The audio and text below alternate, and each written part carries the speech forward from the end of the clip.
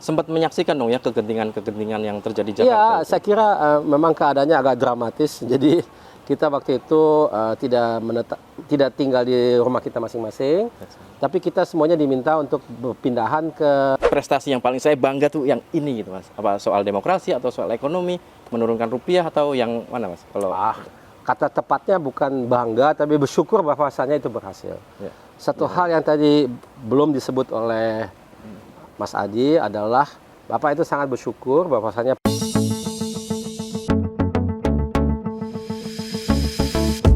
which is a plane made in Indonesia.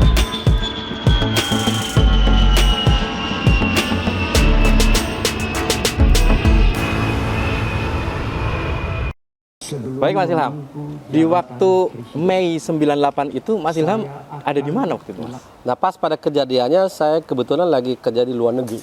Saya ada di Berlin. Ada di Tepatnya karena ada saya waktu itu masih kerja di PT IPTN, itu adalah nama dulu dari PT Dirgantara Indonesia saat ini. Oke. Saya menjabat sebagai kepala proyek dan juga saya kira waktu itu belum direktur, mungkin masih kepala divisi, tapi saya lupa. Dan saya terbang ke Berlin karena di situ ada pameran kedirgantaraan, ada air show. Oh, Saya berjumpa I dengan see. beberapa pihak di situ untuk ya kita diskusi, negosiasi gitu. Oh, berarti domisili sudah di Jakarta. Udah, saya pindah ke Jakarta atau ke Indonesia pada tahun 96. 96. Dan domisili bukan di Jakarta tapi di Bandung. Oh, di Bandung karena Iya. IPTN Bandung. Iya, betul. Baik, jadi sewaktu dilantiknya Bapak almarhum B.J. Habibie sebagai presiden itu Mas Ilham masih di Berlin? Masih di Berlin. Dalam pesawat mungkin. Ya. Oh, dalam pesawat menuju Saya belum di Indonesia. ke Indonesia. Tidak. Kira-kira gambarannya segenting apa sih Mas waktu itu? Mas Ilham kan dari Berlin langsung ke Jakarta lagi kan waktu itu? Iya, karena saya ditelepon Bapak sebelum Bapak dilantik, tapi saya tidur waktu itu. Baik. Jadi Bapak meninggalkan pesan di voicemail untuk segera menyalakan TV nonton CNN. Baik. Saya nonton CNN dan saya lihat Bapak lagi dilantik. Oh, gitu. Tapi saya baru bangun gitu ya. Nah. Atau masih pagi di situ ya. Tapi ya tidak mungkin saya terbang ke Indonesia untuk menghadiri secara langsung karena waktunya tidak ada. Jadi- Tapi hari itu juga saya berangkat. Jadi besoknya saya sudah tiba di Indonesia. Oh, besoknya sudah di Jakarta. Iya. Mas Ilham waktu itu sempat menyaksikan dong ya kegentingan-kegentingan yang terjadi di Iya, Jakarta. saya kira memang keadaannya agak dramatis. Jadi kita waktu itu tidak tinggal di rumah kita masing-masing. Baik. Kalau Bapak ya di rumah ini, Ya. atau sebenarnya bukan ini, kita belum ada bagian rumah ini, tapi bagian yang lama. Tapi sudah di Patra Kuningan. Saya pun juga menetap dekat sini. Tapi kita semuanya diminta untuk berpindahan ke Wisma. Pokoknya di Istana Negara ada semacam apartemen gitu ya. Oh, Di situ karena keadaannya dianggap tidak kurang aman. Jadi Mas Ilham kan berarti sering mendampingi ada di Jakarta berarti Mas ya. Menyaksikan sendiri secara langsung bagaimana hiruk pikuknya Ya. almarhum itu memimpin itu pernah ada curhat-curhat atau apa dengan Mas Ilham? Waktunya nggak banyak untuk bercurhat ya. Tapi saya lihat dalam keadaan-keadaan tertentu. Karena begini, saya juga waktu itu karena saya kerja di IPTN banyak di Bandung, jadi tidak di banyak Jakarta. di Bandung, ya. Kemudian kalau saya di Jakarta paling di akhir pekan ya, atau ada acara tertentu. Karena saya tidak terlalu banyak, ya saya seorang profesional, saya tidak bekerja di dalam pemerintahan. Jadi saya tidak, dari segi profesi saya tidak banyak antamuka dengan Bapak. Baik. Antamuka saya secara private. Ya. Private. Sebagai bapak saya, ayah saya, dan kalau saya memang berkunjung ke rumahnya, kadang beliau ada, kadang tidak gitu ya. Oh, Tapi waktu yang ada untuk Bapak bercurhat kepada saya waktu itu ya sedikit sekali ya, karena sedikit. saking sibuknya dengan banyak hal itu pemikirannya bukan dicurhat tapi ya menyelesaikan masalah. Begitu satu selesai sudah ada 1, 2, 3 lagi, jadi itu selalu super sibuk. Iya. Ada di satu buku saya pernah baca bahwa supir pribadinya almarhum bahkan di mobil pun malam-malam pulang dari istana masih buka laptop melakukan pekerjaan itu memang pulangnya malam-malam sampai larut Pulang malam dan begitu pulang juga masih kerja di sini. Oh gitu. Ibu selalu mengeluh mengenai Bapak nggak pernah tidur. Baik. Oh, bisa kita bayangkan betapa gentingnya waktu itu berarti ya. Ya betul. Dramatis. Ada juga di salah satu buku tentang almarhum B.J. Habibie itu yang menggambarkan betapa beliau tegas dan disiplin mengenai apa ya, waktu itu kan masih dalam sorotan soal KKN. Ya. Nah, ada di satu buku itu mengatakan bahwa kalau Mas Ilham sebagai anaknya presiden waktu itu ada di satu forum bersama menteri-menteri, katanya nggak boleh duduk, Mas. Harus berdiri. Oh, enggak, saya nggak pernah alami itu. Oh, memang tidak di forum itu atau bagaimana? Ya, saya tidak ingat adanya kejadian seperti itu, di mana saya tidak boleh duduk gitu. Oh, baik. Enggak, saya kira itu mungkin, ya saya tidak ingat itu, saya Tidak nggak ingat. Artinya, tapi soal apa namanya, membedakan antara urusan pribadi dan urusan profesional memang strict, almarhum ini, Mas. Begini, saya memang misalnya sebagai contoh masuk ke dalam IPTN-nya, ya itu sebelum Bapak jadi presiden ya. Dan saya memang latar belakangnya itu pesawat ya, saya sampai S3-nya semua pesawat. Dan saya kira IPTN selalu perlu orang yang profesional dengan latar belakang yang sesuai gitu ya. Baik. Bahwasanya saya karir di situ ya, itu menurut saya ya kena kinerja ya. Kinerja. Dan kalau ada yang suara yang lain yang mengatakan yang berbeda ya bisa saja. Tapi itu adalah hak masing-masing untuk menilai dengan kriteria yang berbeda-beda gitu ya. Saya kira itu bisa diterapkan kepada siapapun yang berada dalam satu posisi tertentu. Selalu ada yang tidak suka dengan itu, jadi argumentasinya juga beda-beda gitu ya. Tapi saya kira Bapak memang selalu tekankan harus ada meritokrasi di semua hal yang kita lakukan. Jadi Bapak misalnya nggak pernah berpikiran, misalnya saya punya jabatan tertentu di mana saya tidak punya kualifikasi, gitu ya. Jadi ya memang selama Bapak hidup dan menjabat, ya saya kerja di bidang saya saja, gitu ya.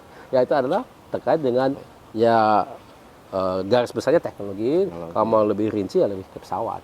Dalam hal ini berarti Mas Ilham bisa menekankan bahwa Mas Ilham layak untuk IPTN waktu itu karena waktu itu sudah doktor di aeronautics ya, Mas? Oh, udah lama. Saya dokter di aeronautik tahun 94. Oh, jadi Mas Ilham ini satu dari sedikit dokter aeronautics di Indonesia, Mas ya? Ada beberapa, tapi memang tidak terlalu banyak. Itu Tidak benar. terlalu banyak.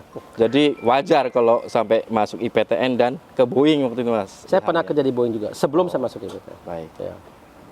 Setelah 25 tahun berjalannya reformasi ini, Mas, banyak suara-suara kalangan-kalangan yang mengatakan bahwa terjadi banyak penurunan kualitas dari agenda-agenda reformasi seperti menurunnya indeks penegakan hukum, indeks demokrasi, dan indeks-indeks lainnya, Mas. Kalau menurut Mas Ilham sendiri bagaimana, Mas? Sudah cukup puaskah dengan berjalannya reformasi 25 tahun selama ini? Ya, saya kira ada beberapa aspek yang harus kita perhatikan. Pertama, benar ada beberapa indeks yang mungkin kalau kita menerapkan indeksnya ada kemunduran gitu ya dari apa yang kita ekspektasikan. Di lain pihak, saya kira kalau kita perbandingkan dengan keadaan pra-reformasi, saya yakin semua indeks itu hampir semuanya atau kebanyakan itu pasti ada perbaikan. Ya.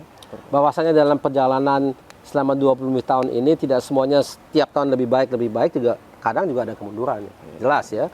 Jadi misalnya kebebasan pers itu satu indeks yang saya ingat. Saya tidak tahu angkanya, tapi kalau saya tidak salah ingat dalam beberapa tahun yang lalu ini terjadi ada kemunduran daripada kebebasan pers dinilai dengan indeks tersebut. Dan saya tidak tahu kriterianya apa saja ya. Tapi yang jelas kalau secara nominal ya ada kemunduran. Tapi di puncaknya kalau kita melihat di puncaknya katakanlah 2014-15 dibanding sama sekarang mungkin ada kemunduran. Tapi sekarang tahun 2003 dengan misalnya tahun 98 ya pasti lebih baik lah. Lebih baik. Ya. Karena suasana kebebasan pers itu memang berubah dari waktu ke waktu, tapi pada prinsipnya ada perbaikan.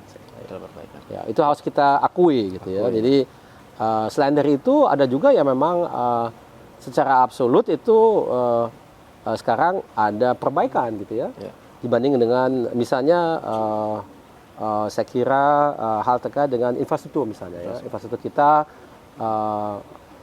saat ini cukup bagus dikembangkan di mana-mana dan itu juga satu hal yang dirasakan langsung oleh masyarakat gitu ya. Karena itu infrastruktur umum seperti kereta api, jalan tol atau yang lain, listrik itu banyak kemajuan ya. Ada juga yang lain yang memang boleh dikatakan kita ini masih apa ya? Masih banyak tantangan. Misalnya pemerataan ya. Pemerataan itu biarpun harus diakui misalnya kelas menengah di Indonesia pasti lebih banyak, jauh lebih banyak daripada pra-reformasi. Tapi kita juga numbuh secara bangsa juga berapa puluh persen kita tambah ya penduduknya. Tapi kesenjangan ya di antara orang yang sangat berada dengan orang yang miskin itu memang sangat melebar. Ya, jadi yang disebut sebagai Gini koefisien, saya kira itu memang sesuatu hal yang perlu kita perhatikan dengan sangat serius.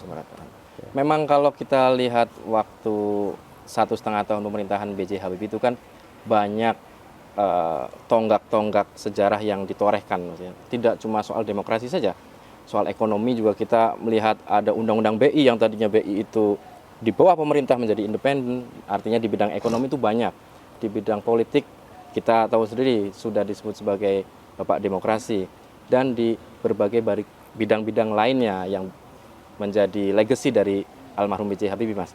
Nah, pernah nggak sih almarhum itu membanggakan salah satu dari yang lain, Mas? Maksudnya ini yang paling prestasi yang paling saya bangga tuh yang ini gitu, Mas. Apa soal demokrasi atau soal ekonomi, menurunkan rupiah atau yang mana, Mas? Kalau saya kira itu tidak bisa kita sebutkan dalam satu kalimat. Saya kira ada beberapa yang memang Bapak itu bersyukur gitu ya. Kata tepatnya bukan bangga tapi bersyukur bahwasanya itu berhasil.